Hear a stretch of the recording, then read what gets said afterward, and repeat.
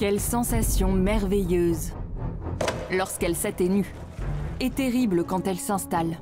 Blessures, migraines, chagrin d'amour. La douleur perce, pique, brûle, parfois jusqu'à devenir insupportable. Qui n'aimerait pas en être délivré? Que ne ferait-on pas pour vivre sans douleur? Nous menons une existence confortable, avec du chauffage et des lits douillets. Et en cas de douleur, des antalgiques. Toute notre société semble rejeter la douleur. Pas seulement physique, mais sociale aussi. Par peur de souffrir des conflits, on préfère rester dans sa zone de confort et on évite d'aller là où ça fait mal. Fuir la souffrance sociale est confortable, mais cela nous change. Et cela pourrait bien modifier aussi les règles du vivre ensemble.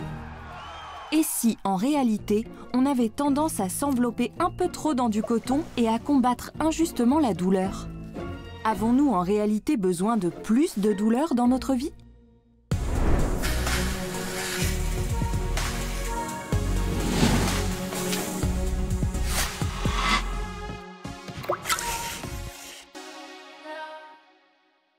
Quand on a mal, difficile de s'extasier sur les effets positifs de la douleur. Sur son efficacité sur le plan de l'évolution biologique, par exemple, ou sur son utilité. Prenons les choses sous un autre angle. Que se passerait-il si la douleur n'existait pas? Oh. Il y a quelques personnes dans le monde qui ne ressentent pas la douleur. On estime à environ 3000 le nombre de personnes atteintes de ce que l'on appelle l'insensibilité congénitale à la douleur. Elle est causée par des mutations génétiques qui altèrent le fonctionnement de certains canaux récepteurs et les empêchent de transmettre les signaux de douleur. Un jeune Pakistanais de 14 ans semblait bénéficier de cette mutation génétique rare. En 2006, son histoire a fait le tour du monde. Il gagnait sa vie en marchant sur des braises et en se plantant des lames dans le bras. La souffrance aurait dû être insoutenable, mais l'adolescent ne sentait rien. Après ces représentations, il se rendait à l'hôpital le plus proche et se faisait soigner, probablement sans antidouleur. Son corps ne lui imposait aucune limite. Pour impressionner ses amis, il a fini par s'élancer d'un toit et n'a pas survécu. Ça ne veut pas dire que toutes les personnes insensibles à la douleur se jettent dans le vide, mais... Donc sans la douleur, nous serions des hommes ou des femmes extrêmement fragiles à toutes les adversités qui peuvent nous toucher. Le paradoxe de la douleur, c'est qu'à la fois elle nous protège, je dirais elle est à la fois le privilège de la condition humaine et sa tragédie. Même si une douleur aiguë nous pousse à adopter les bons comportements, en nous envoyant par exemple chez le dentiste en cas de carie, un bref message du cerveau ferait sans doute tout aussi bien l'affaire. Alors pourquoi la douleur est-elle devenue si désagréable au cours de l'évolution? Et surtout, pourquoi en faudrait-il plus? Lorsque les premiers animaux sont apparus il y a 600 millions d'années, sous forme d'organismes multicellulaires comme les méduses et les anémones de mer, ils étaient effectivement dotés de récepteurs capables de détecter une blessure. Mais à ce jour, ils ne ressentent toujours pas la douleur. Car pour cela, il faut posséder un système nerveux central, c'est-à-dire un cerveau et une moelle épinière, comme c'est le cas de l'être humain et de tous les autres vertébrés. Pour les neuroscientifiques, la douleur fonctionne comme une sorte de circuit électrique, chimique, comme ça par exemple. Le fait de toucher ces piquants active d'abord des nocicepteurs situés dans la peau. Ce sont des capteurs qui servent à transmettre la douleur. Le signal parvient ainsi à la moelle épinière et déclenche un réflexe qui me pousse à retirer ma main. Il ne faut qu'un dixième de seconde pour qu'inconsciemment, ce qu'on appelle l'arc réflexe s'active dans la moelle épinière. Pour l'instant, pas de douleur à l'horizon. Cela n'arrive que lorsqu'elle se propage à l'intérieur du cerveau. Un peu comme sur une autoroute. Le thalamus est le grand carrefour routier du cerveau. De là, la douleur est distribuée à différentes régions où elle est évaluée, à savoir le prosencéphale, le télencéphale, le diencéphale et le système limbique. Grâce à cette collaboration entre les différentes régions du cerveau, nous ressentons la douleur dans toute son ampleur. La composante sensorielle nous indique où se trouve la douleur et quelle est son intensité. De son côté, la composante émotionnelle nous explique pourquoi nous n'aimons pas la douleur, pourquoi elle est si désagréable et si aversive. Mais quel est l'avantage de la douleur ? Pourquoi notre système ne peut-il pas se contenter de commander un réflexe, comme l'anémone de mer ? C'est précisément ce côté aversif et désagréable de la douleur qui nous pousse à nous ménager lorsque nous sommes blessés, par exemple, ou à prendre du recul de temps en temps pour récupérer. Bien utile aussi, notre excellente mémoire de la douleur et de ses causes. Tout le monde connaît l'histoire de l'enfant qui se brûle sur la plaque de cuisson. Ça lui arrive une fois, mais pas deux. Mais que devient ce système d'alarme si on muselle tout de suite la douleur avec des médicaments ? En Allemagne, on consomme 50 comprimés d'antidouleurs par an et par personne. La France est même largement au-dessus avec 120 comprimés. Comment apprendre ce que la douleur nous enseignait autrefois si on l'endort dès qu'elle se manifeste ? Existe-t-il un dispositif qui permette de mesurer la douleur avant qu'on la fasse taire ? En règle générale, plus la douleur est ressentie de manière intense, plus cela se voit à l'expression faciale.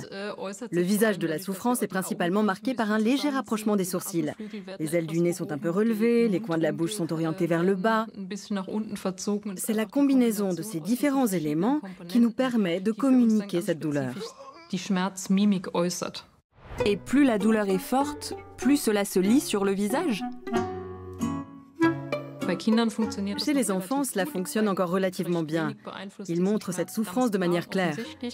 Mais au fil du temps, on apprend à réprimer cette expression de douleur. Bref, on peut mesurer la douleur, mais pas de manière objective. Alors, existe-t-il de meilleures méthodes pour l'évaluer ? L'instrument le plus utilisé est l'échelle de la douleur. On demande à la personne à quel point elle a mal. L'échelle compte différents niveaux. 0 signifie pas de douleur du tout, et 10, la douleur la plus intense que l'on puisse imaginer. Mais comment savoir à quoi correspondent 1 ou 10 ? Après tout, la sensation de douleur n'est pas la même chez tout le monde, comme le montre l'expérience qui consiste à pincer le lobe de l'oreille avec une pince à linge. Quelle est l'intensité de la douleur sur une échelle de 1 à 10 ? Je dirais que c'est un 3. Sur une échelle de 1 à 10, alors 1.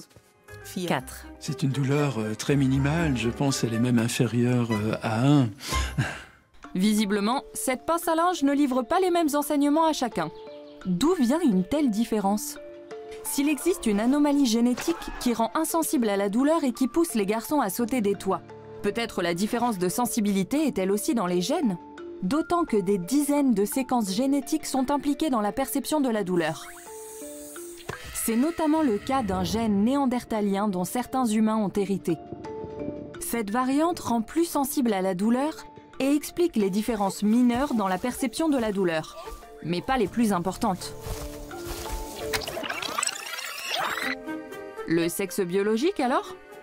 2 femmes sur les 3 se sont montrées en effet assez sensibles à la pince à linge, alors que l'homme n'a pas bronché. Coïncidence ? Les données à ce sujet sont très variables et dépendent beaucoup de la manière dont on étudie la question. On constate que typiquement, les femmes sont un peu plus sensibles à la douleur.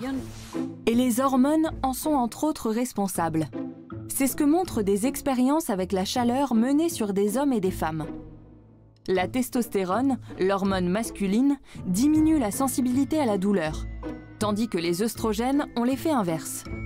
La médecine commence à peine à étudier cette différence entre hommes et femmes, afin d'adapter le traitement de la douleur.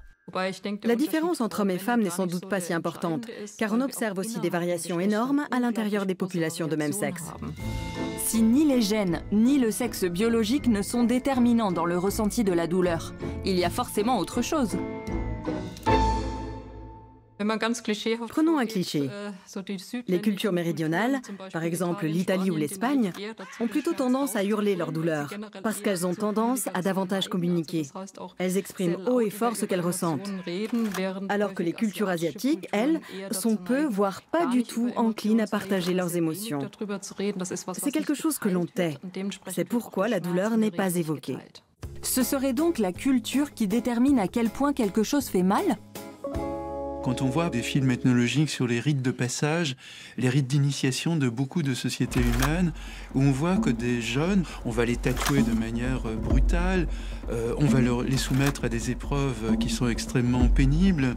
Et quand on voit ça, nous autres occidentaux, on se dit, mais vraiment, ce sont des gens incroyables qui supportent incroyablement la douleur, etc. En fait, simplement, les critères d'appréciation de la douleur et le ressenti de la douleur ne sont absolument pas les mêmes dans ces sociétés traditionnelles, par exemple, et pour nous. La douleur est-elle avant tout ce que nous en faisons ? Car de toute évidence, dans certaines sociétés, elle fait tout bonnement partie de la vie et œuvre même à la cohésion. Une notion qui semble se faire rare de nos jours. Peut-être parce que nous avons perdu notre propre culture de la douleur. Quelqu'un qui a oublié ce qu'est la douleur fait sans doute moins preuve d'empathie envers ceux qui souffrent. Mais l'avons-nous réellement éliminée ? Qu'en est-il de la souffrance émotionnelle ?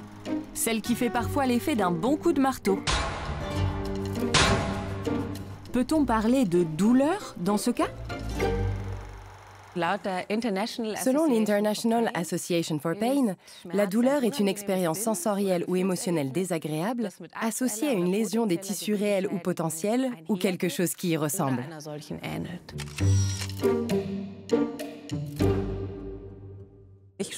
Un chagrin d'amour se perçoit ici, sous le diaphragme. C'est là que réside le chagrin d'amour. Il a même son lieu à lui. Même si bien sûr, il y a des différences entre douleur physique et douleur psychique. En cas de chagrin d'amour, le corps est envahi par les hormones du stress comme l'adrénaline et le cortisol. La pression artérielle et le pouls grimpent en flèche, le cœur s'emballe, le souffle est coupé et l'estomac se contracte. Des scanners cérébraux ont montré que la douleur psychique stimule les mêmes régions du cerveau que la douleur physique, mais qu'elle est traitée différemment. Les zones activées sont les mêmes qu'en cas de tristesse et de dépression. Cela s'explique notamment par l'évolution. Le rejet de la communauté était autrefois fatal, car l'Homo sapiens ne pouvait pas survivre seul.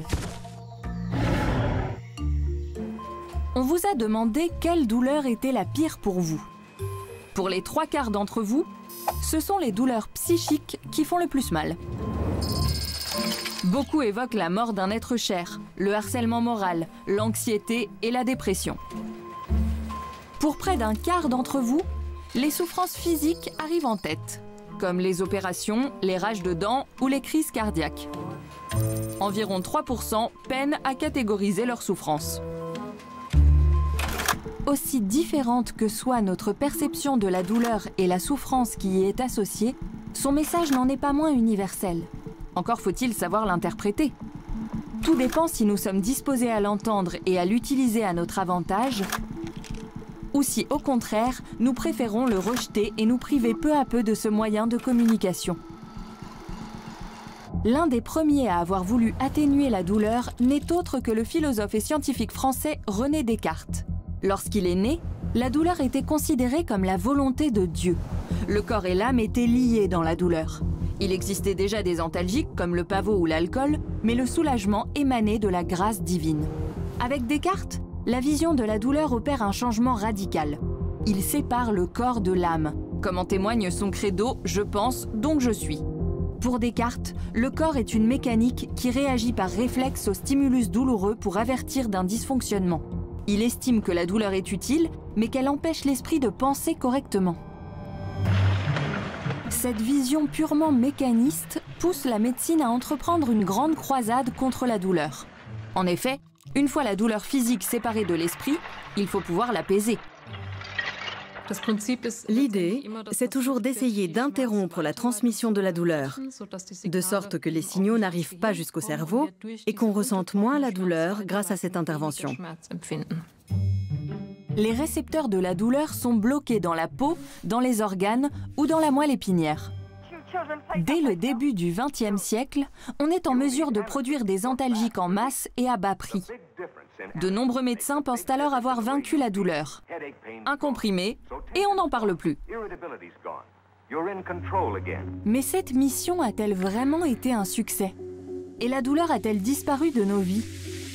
La consommation mondiale d'antalgiques puissants a plus que doublé depuis 2004. Il nous faut toujours plus de médicaments et des principes actifs toujours plus efficaces. Aux États-Unis, une crise des opioïdes fait rage, avec des millions de personnes concernées et 1 million de décès. Provoquerait-on de nouvelles souffrances à force de vouloir atténuer la douleur? En d'autres termes, la tentative d'abolir totalement la douleur est-elle un échec? Que gagnerait-on à mieux l'accepter?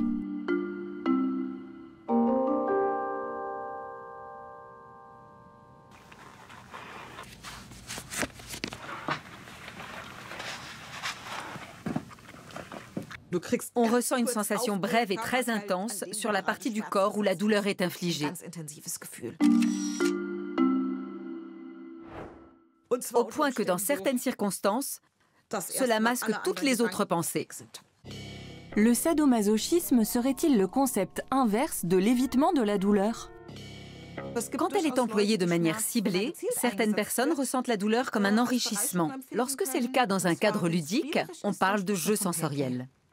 Cette exploration de la douleur a longtemps été vue comme une déviance. Récemment encore, le sadomasochisme était considéré comme une maladie selon la classification internationale des maladies de l'OMS. Il y a pourtant fort à parier que le SM soit aussi vieux que l'humanité. La flagellation était déjà très appréciée des Romains. En Inde, le Kama Sutra distingue différentes façons de frapper son partenaire pendant les ébats, bien avant les œuvres du marquis de Sade ou de Zarer Mazor, dont le sadomasochisme tire son nom. Il existe aujourd'hui en Europe une communauté BDSM forte de plusieurs millions de personnes. Ainsi, environ 20% des Allemands et un quart des Français de plus de 18 ans disent s'être déjà essayés au sadomasochisme. Commençons par les cannes. Plus la canne est fine, plus la surface sur laquelle elle atterrit est réduite, et de ce fait, plus la douleur est cinglante.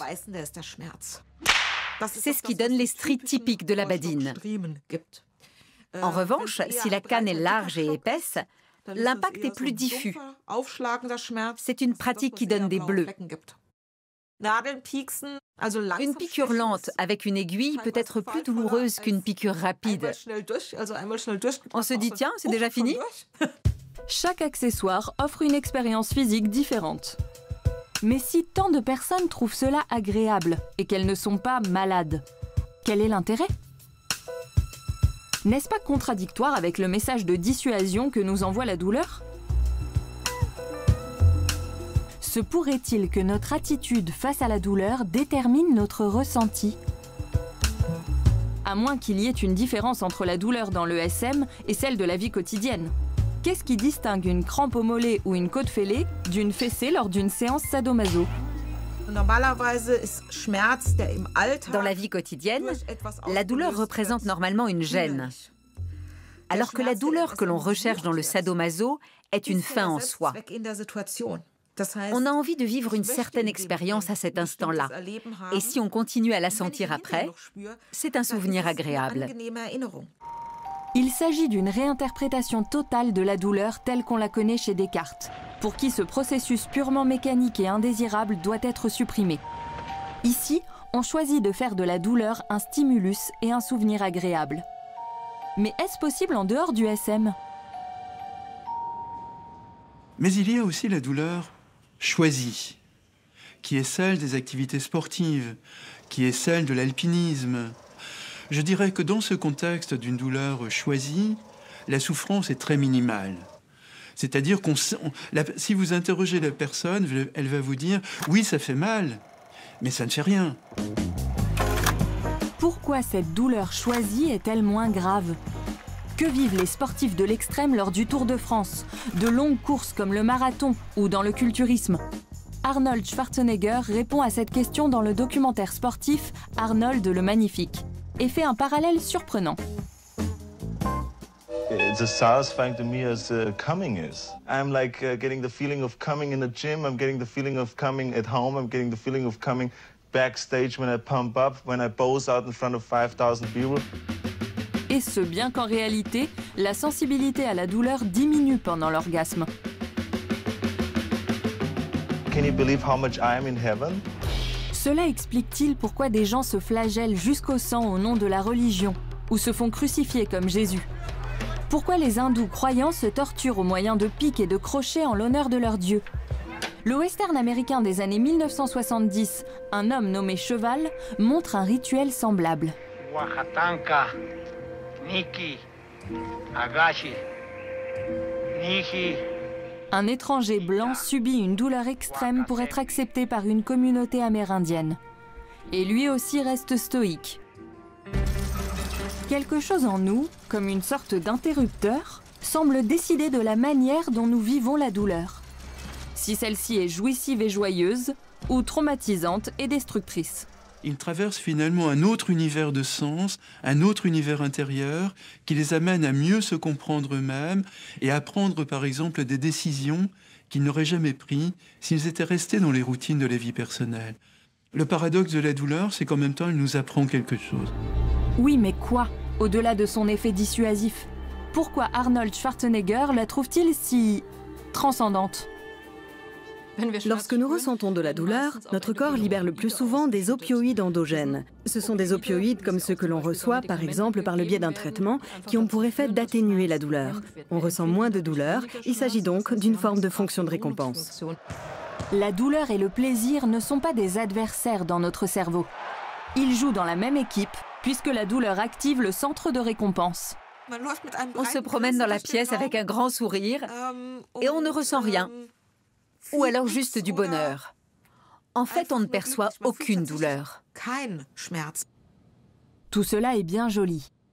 Mais le plaisir de la douleur existe-t-il aussi pour les personnes qui ne pratiquent ni le marathon, ni l'autoflagellation, ni le SM hardcore?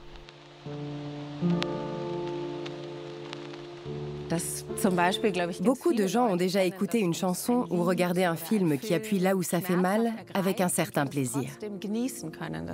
C'est une belle douleur.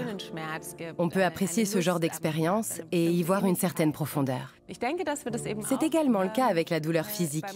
Par exemple, quand on prend plaisir à se gratter, quand on mange épicé ou encore lorsqu'on marche pieds nus. À mon sens, le plaisir lié à la douleur n'a rien à voir avec le sexe, la perversion ou la transgression. Mais il s'agit plutôt d'un phénomène tout à fait naturel de la vie.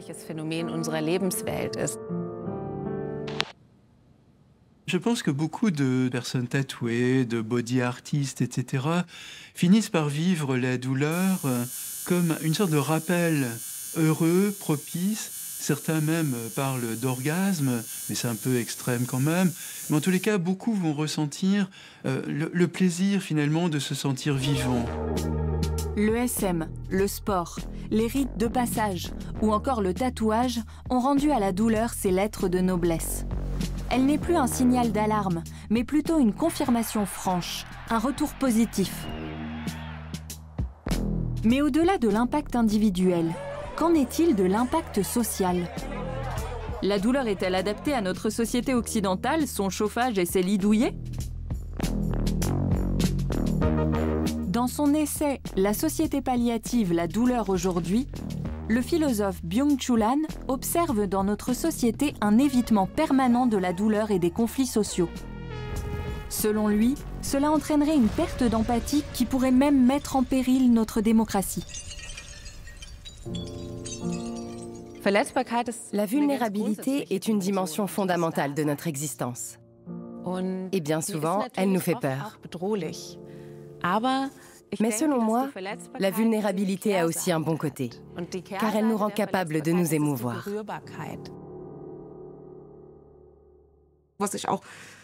J'aime beaucoup quand on se regarde dans les yeux pendant la souffrance. Je trouve qu'avoir ce contact visuel quand l'un inflige une douleur et que l'autre la reçoit, cela crée un lien extrêmement fort. Ce lien existe dans de nombreux domaines de la vie. Un jeune enfant qui fait une chute à vélo partage sa douleur avec ses parents, ce qui libère des neurotransmetteurs apaisants, comme l'ocytocine, l'hormone de l'amour. Une souffrance partagée est à moitié diminuée. Mais si ma souffrance est accompagnée par quelqu'un que j'aime ou par ma famille, je vais avoir le sentiment quand même d'être beaucoup plus fort et puis de devoir résister à cette souffrance parce que je sens que les autres veulent m'aider, puis moi aussi je veux les rejoindre.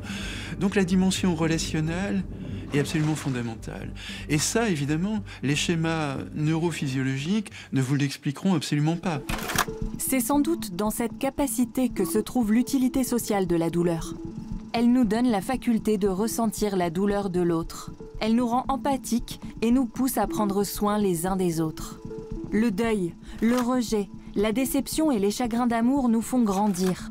Selon des études menées par l'Université de Berne, après avoir traversé des épreuves douloureuses, un tiers des personnes sont plus résilientes et plus satisfaites à long terme. Alors, avons-nous besoin de plus de douleur dans la vie ? Nous n'avons certainement pas besoin de plus de douleur. Nous devrions peut-être juste l'aborder différemment. Je plaiderais plutôt en faveur d'un droit à la douleur. On vit dans un monde finalement tellement désincarné que la douleur, quand elle est choisie, est une sorte de rappel d'existence, un rappel de présence au monde. Et donc elle est précieuse d'une certaine manière. Réfléchir à la douleur peut être un bon début, mais aussi l'écouter et essayer de la comprendre, car elle semble véhiculer de nombreux messages. Des messages qui ne s'adressent pas seulement à l'un ou l'autre d'entre nous, mais à nous tous.